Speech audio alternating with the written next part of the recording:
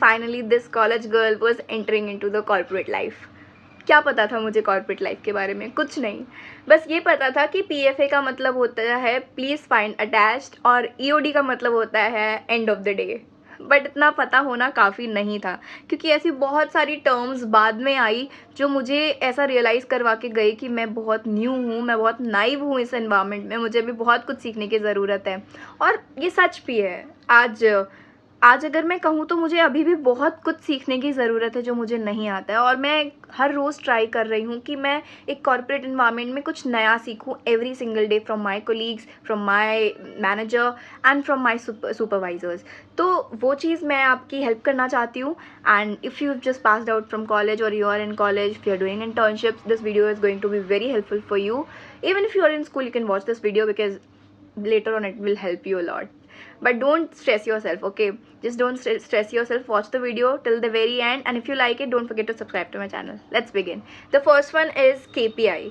तो लोग पूछते हैं मुझसे कि KPI का मतलब एग्जैक्ट मैनर में क्या होता है, क्योंकि KPI अब यूज़ हो रहा है या पहले यूज़ हो रहा था, हमने तो कभी सुना नहीं था, मैंने भी नहीं सुना था, बाद में सुना। KPI इज़ की परफॉर्मेंस इंडिकेटर। हर एक ऑर्गेनाइजेशन में की परफॉर्मेंस इंडिकेटर होता है। आपका जो टोटल ओवरऑल की परफॉर्मेंस है वो मेजर किया जाता है हर ऑर्गेनाइजेशन के अंदर। आप जो भी काम कर रहे हो उसका 100% में से आपने कितना अचीव किया है इन अ मंथ, आप कितने गोल्स में क्या अचीव कर रहे हो, उसके बारे में भी हम बात करने वाले हैं। तो KPI उसका एक रिजल्ट है कि आपने जो जो अचीव किया है वो KPI है आपका क्वालिटी एश्योरेंस हो गया कि आपके वर्क की क्वालिटी क्या रही है, आपका टाइम रिस्पॉन्सिवनेस हो गया, आपका जो आपकी अटेंडेंस है, आपकी जो मीटिंग्स में प्रेजेंस है, वो सब कुछ आपका KPI इंडिकेशन है।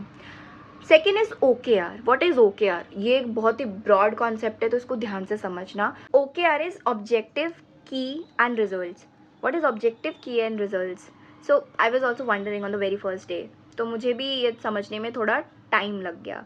और जो OKR होता है वो हमेशा उसके साथ एक और टर्म अटैच्ड है, फिर हम दोनों को साथ में समझेंगे। Smart, which is specific, measurable, achievable, relevant, time bound.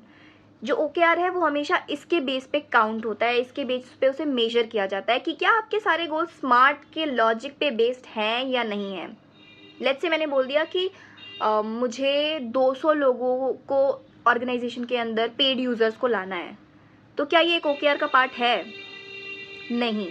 जब तक मैं एक इसमें रेलेवेंट डेटा नहीं डाल देती हूँ कि मुझे 200 लोगों को इस टाइम फ्रेम के अंदर पेड यूज़र्स को लाना है ऑर्गेनाइजेशन में, इस टाइम फ्रेम के अंदर मैंने एक पूरा time bound achievable relevant target बना दिया।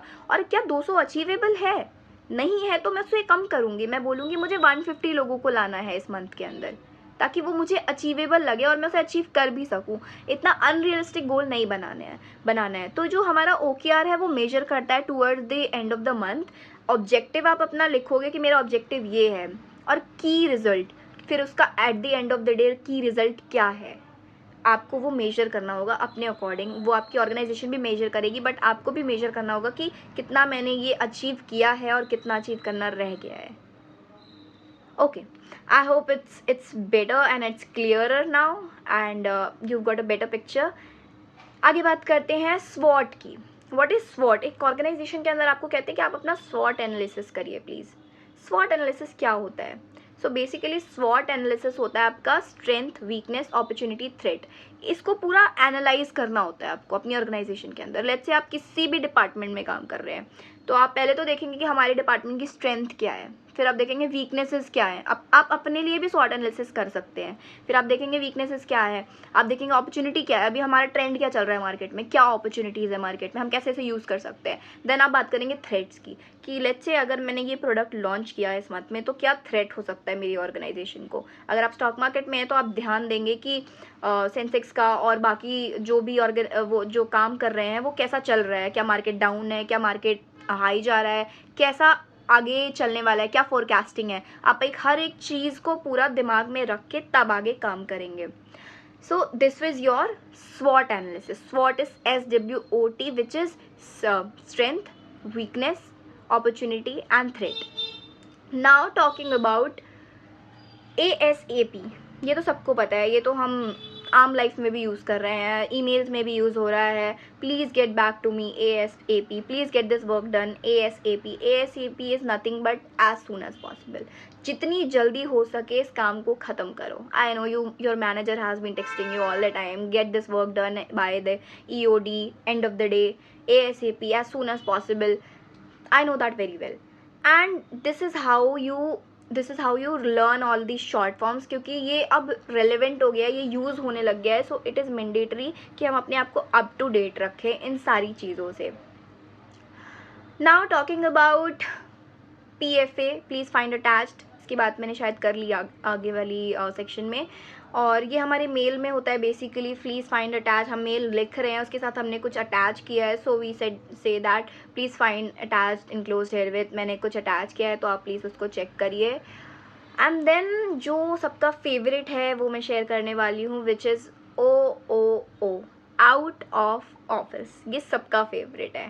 सो मेरा भी फेवरेट है एक्चुअली, बहुत ही ज़्यादा फेवरेट है. Out of office is when you are not in office, let's say you're working from home, then also you are not, if you are not working, then you can put out of office, that I am out of office from 7th November to 10th November. I am not working, you cannot disturb me because I am out of office. I have taken my leave and I am out of office. तो ये थी सारी full forms and I hope ये abbreviations ये आपको help करें आपकी corporate life में. And I see you in the next video. And if you like the video, subscribe to my channel. Bye bye.